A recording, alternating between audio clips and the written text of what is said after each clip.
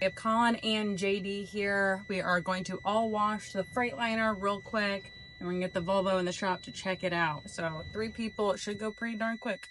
I like to get these semis serviced by a professional before fall every year, just to make sure that they are good and reliable, since we use them so much and we really don't want to be down with anything during harvest time. So we wash them and get them ready before we take them up to get serviced so that they're nice and clean. Now the Freightliner is pretty reliable usually. I don't expect there to be too much to get fixed on it, but I don't know, with all the repairs I've had this season, you never know. And I do know that we have a crack in the radiator on the Volvo that I will talk about in a little bit.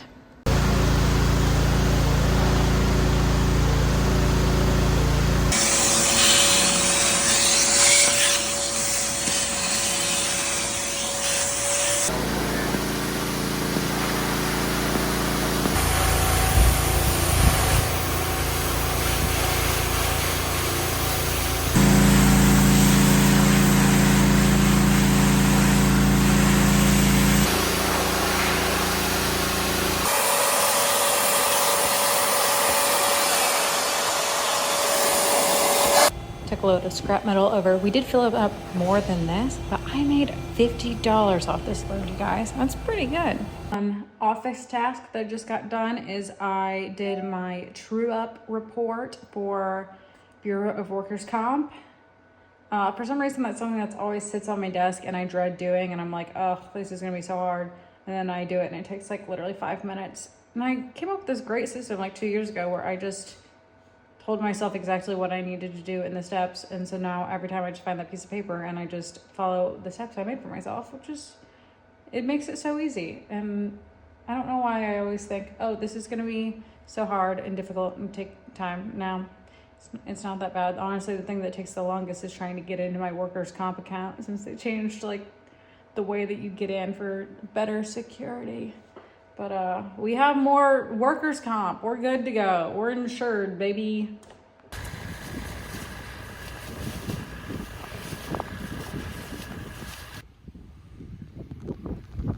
Now in this soybean field, we found some real patches of discoloration, some areas where the beans were just much shorter. I think this is just due to difference in rainfall, perhaps. Because I'm not finding any visual issues with the beans in these areas. They're just kind of patches of where they look good and where they look kind of behind.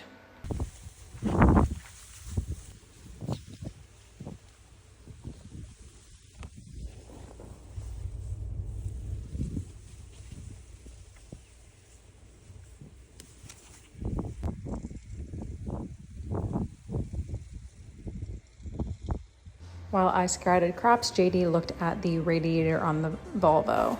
Now, this is where we're looking before. We know there is a crack in here somewhere, and he identified it and put a little circle around where it's at.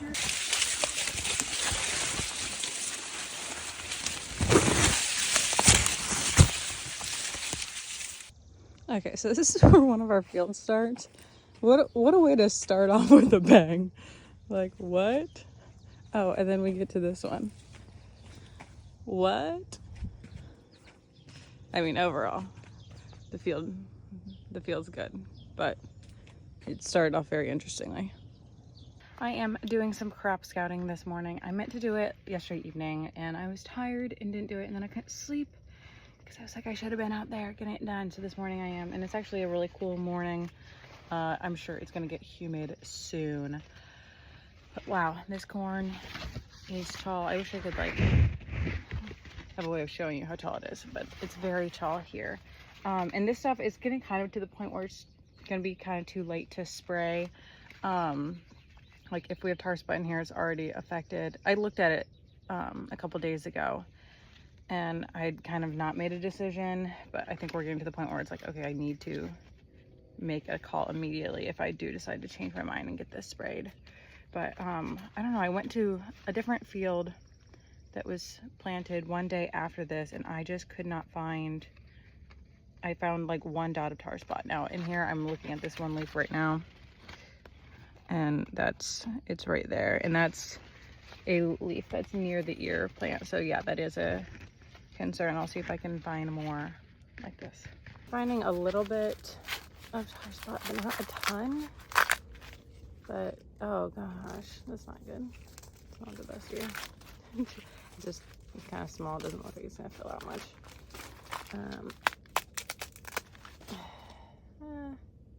It might in the end. I don't know. If you can. That just does not look great. So these kernels did not pollinate. This is probably the ugliest, one of the ugliest ears I've found so far of like normal looking corn. I mean, there's definitely been some smut stuff like that. I'm gonna get a count. So 1, 2, 3.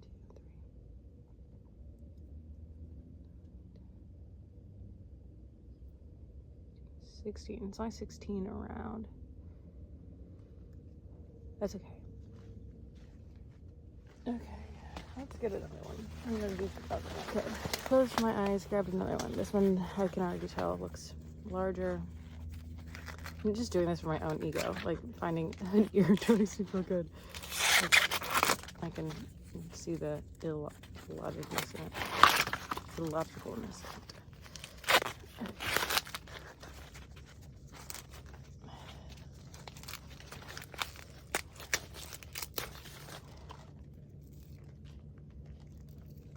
Okay, this ear is looking healthier and it looks like it's going to fill out more to the tip.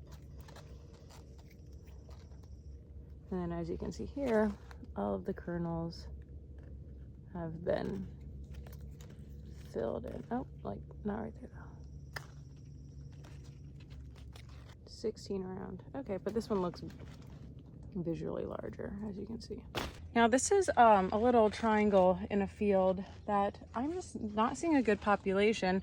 I do see where water probably was washing. So I'm gonna come back and fly my drone later just to get a visual on it, see what it looks like from above. But this field so far is looking pretty healthy. So a plant, before it starts focusing really on growing that ear, getting all the nutrients to the ear, it does typically have better plant health.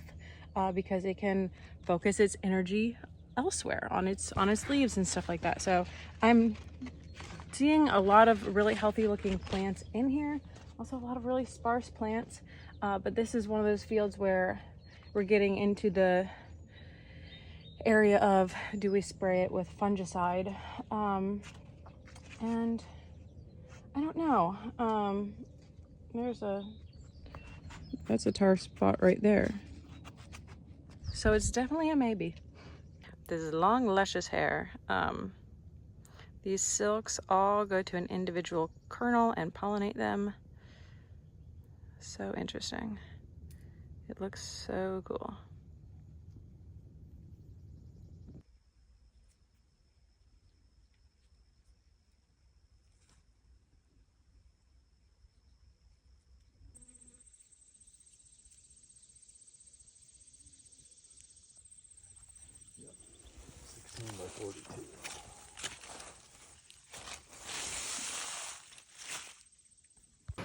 Next project in the shop is going over our 35-foot bean header, but that project will wait till after the weekend. The rocks in the field did a number to this thing last year.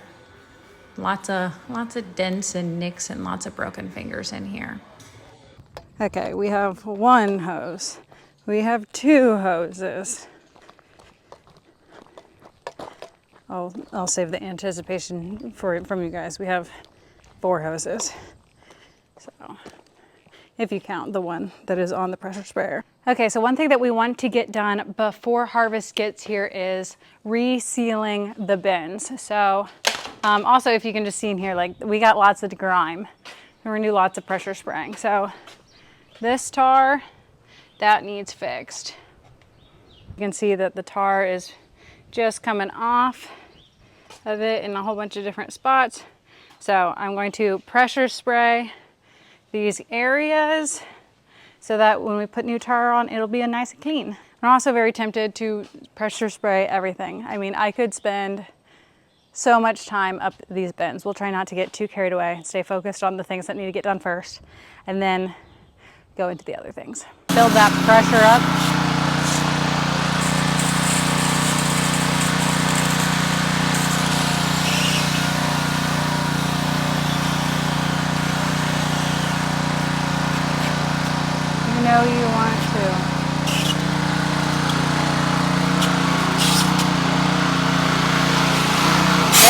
we go.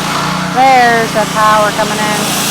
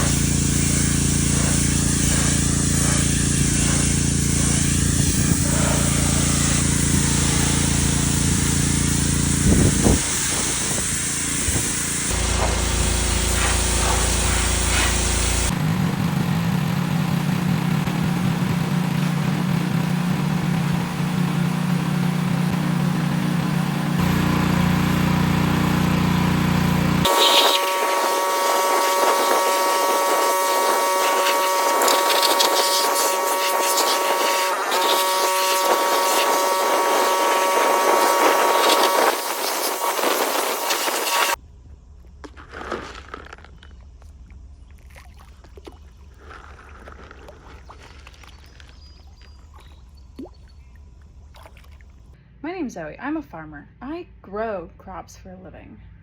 This is what my garden currently looks like.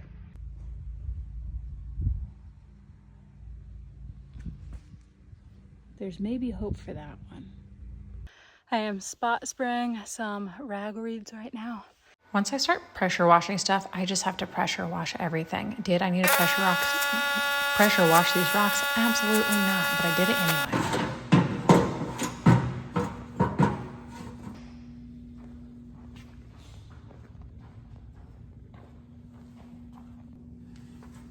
Partially.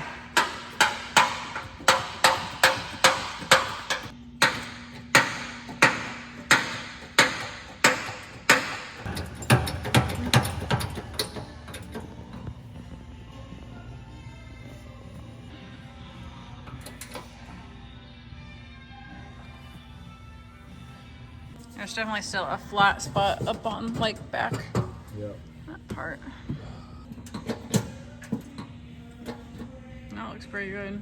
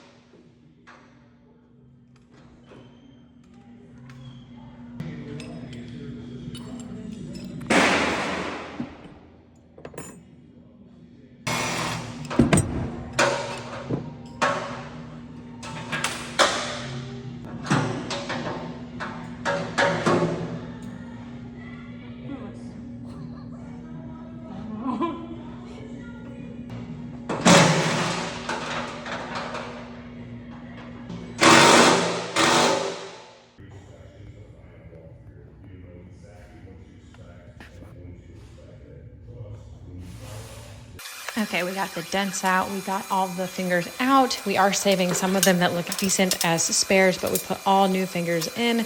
Now, when you're doing it here in the shop, it's annoying, but not that bad. When you're doing it out in the field, when everything's all dusty and things are hot, it's a much less fun job to do. But we picked up a whole bunch of rocks this spring. Hopefully that helps our issue. I know a lot of people suggest rolling a field, but I just feel like that's a whole nother tool I need to buy in compaction and a lot of work.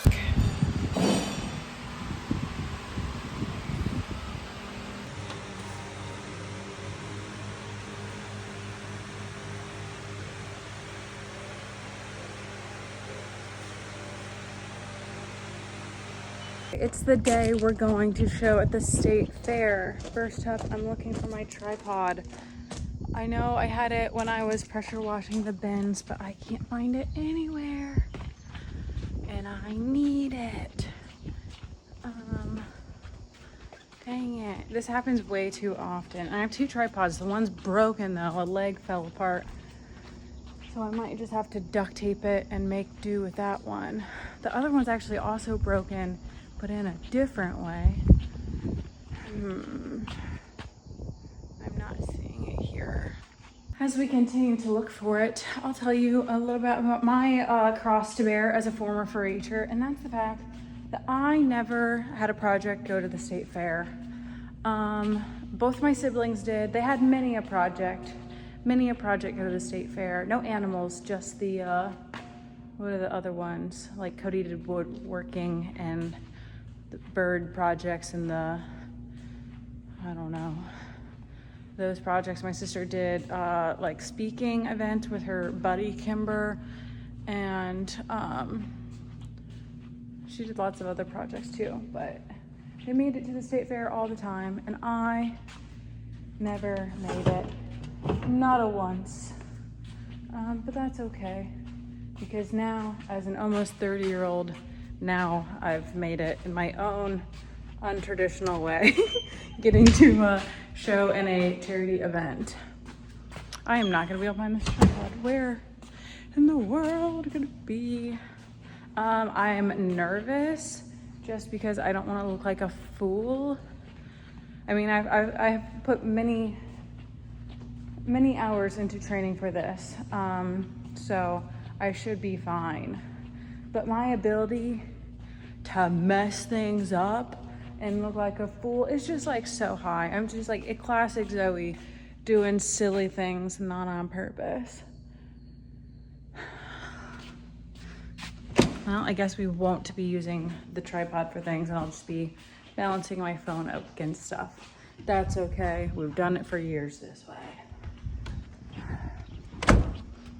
Okay, so I am off to the steer show this afternoon, but first up I had a meeting with the people I'm getting my chicken litter from. So last year we put chicken litter, chicken manure, if you will, on 2 of our fields. It was the first time that we tried it. There are a lot of people in our area that are using chicken litter as their as a fall fertilizer, and the people that use it rave about it. So we tested some out last year, had no issues with applying it. Obviously I don't have yield results yet.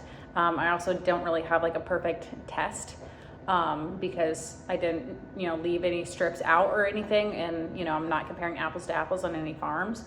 But the plants look super healthy where that fertilizer was put on. So we're putting it on 2 other fields this year. There are soybean fields. There are first planted soybean fields. So once those are taken off, hopefully the chicken litter is spread at a good time, and then we can get that incorporated into the soil. I'm excited for going this direction just because it's like a little bit of a more natural source. I've heard really good things about it. I wasn't ready to go all in on like all of my soybean acres yet. I wanted to kind of test the waters first, but I'm excited for another year of trying it out. And then besides that, on our other fall fertilizer, I have been calling around to get prices. Normally, I'm a very loyal person to one company that we work with because we've had great luck with them, and it's nice when you have a long-standing relationship. But to be like super upfront, like I've already talked to them about it, like I have to be shopping around with where prices are at. Like I need to be price shopping. So if they can be competitive, fantastic. If they can't, I will need to be going elsewhere for my other fertilizer. So for that, like that MAP and that potash and lime. But we will see. A lot of places don't have their firm fall prices yet. Some of them just gave me ballparks. So we'll be kind of looking at those in the next couple of weeks to make final decisions there. Yeah, could be worse. IGS Energy. All right. Ooh, IGS in the house. Love that. All right. 4-H cover for competition. Scott White, President and CEO of and returned home after graduation, taking over Kent Farms. She has an impressive social media presence and aims to share about farming in Ohio in a family-friendly and he's born in December, so that makes about 7 months old. all of our exhibitors today for being a part of Ohio's food and agriculture industry. Kroger is so proud to be a part of that food and agriculture industry. The last place where I am back from the steer show. It's like 9 p.m. I'm checking out what JD and Colin got done today. Cutter bars looking good. They definitely replaced some pieces in here.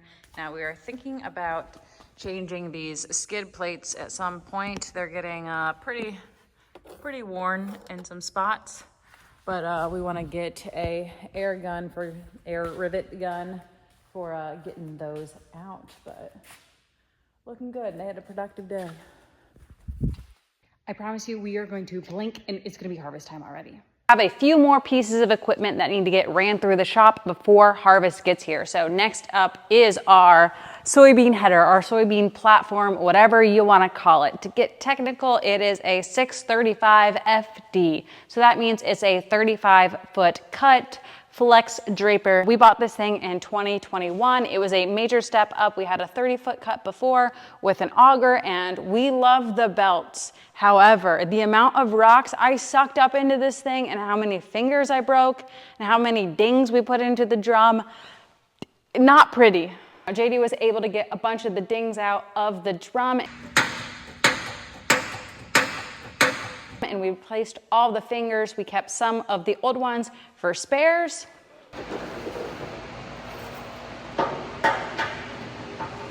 Now, Colin and JD replaced the knives on the cutter bar and replaced a couple of guards. And then I put in an order on Shoop today for some of these poly skid plates because they've seen some better days. Thank you so much for tuning in again this week. I'll see you on the next one. Bye.